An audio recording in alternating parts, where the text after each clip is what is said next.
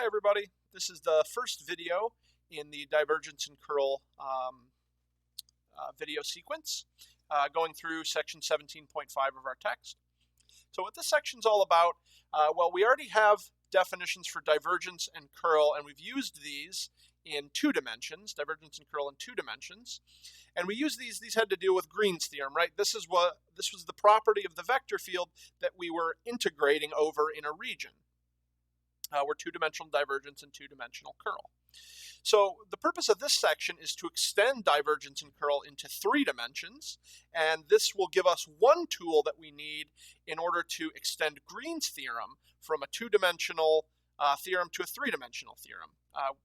And we'll extend both the circulation form as well as the flux form of Green's theorem into 3 dimensions, and that'll give us Stokes' theorem and the divergence theorem. The other thing we'll need to do that is surface integrals, but we'll get to that in the next section when we get back from Thanksgiving break. So I'll start here with divergence.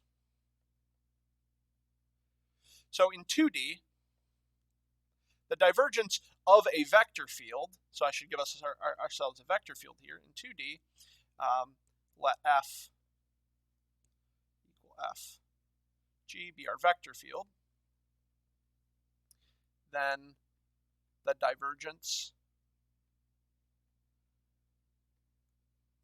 of F is partial F, so the partial derivative with respect to x of the x component of our vector field plus the partial with respect to y of the y component of our vector field. And remember that this tells us, it gives us a measure of how much our vector field is expanding or contracting at a point. And if you notice the pattern here, right, x component with respect to x, y component with respect to y, extending this to 3 dimensions, it's exactly what you would think it is. In 3D, we'll have a vector field that'll have 3 components, say F, G, and H. Then the divergence of F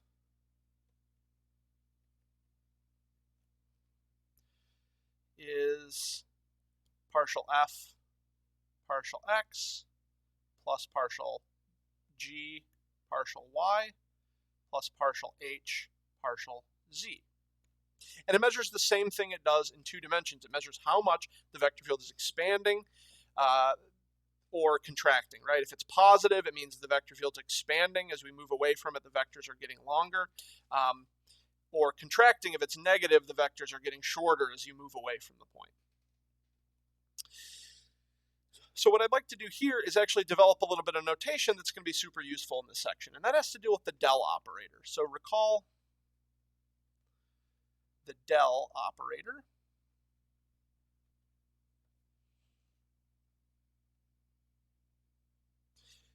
This upside down triangle, nabla, or as I mentioned, the gradient.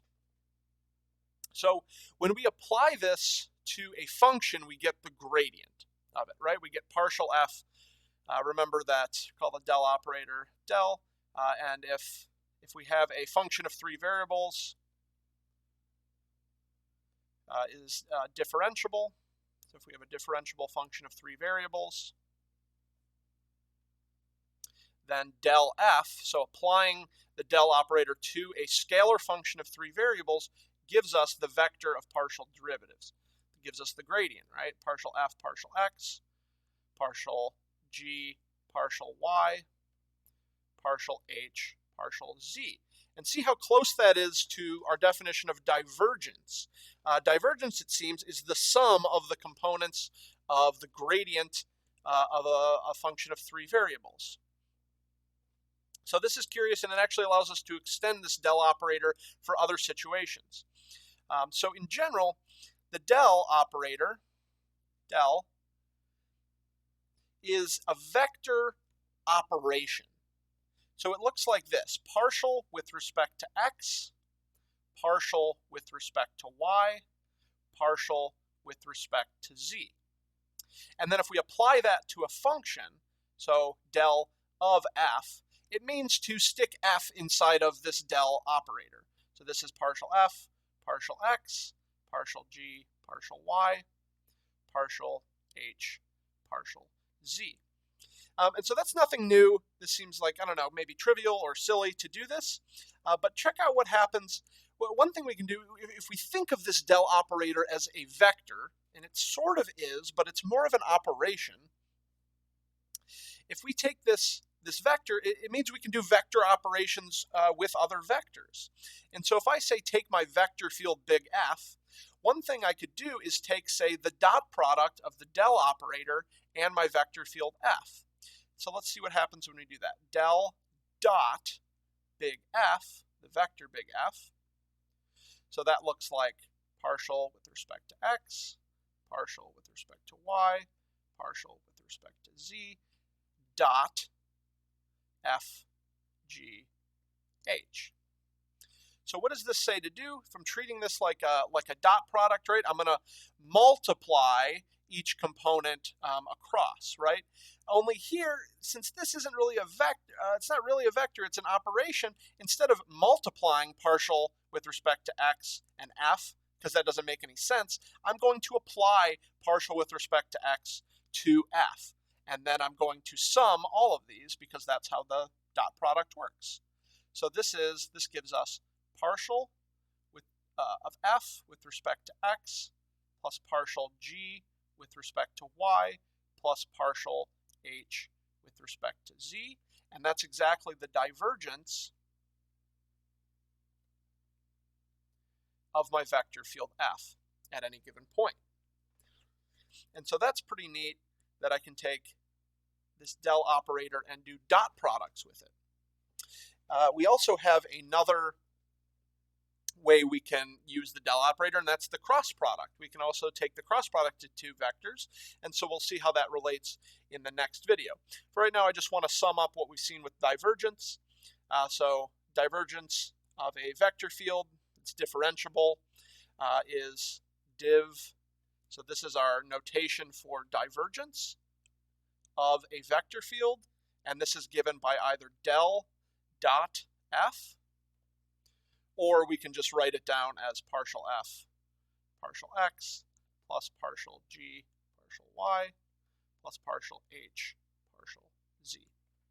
And that's what the divergence is. Recall that if this divergence is 0, at least in 2 dimensions, it meant the vector field was source-free, and that had implications for, say, closed loop line integrals, and line integrals in general, right? Existence of potential functions, things like this.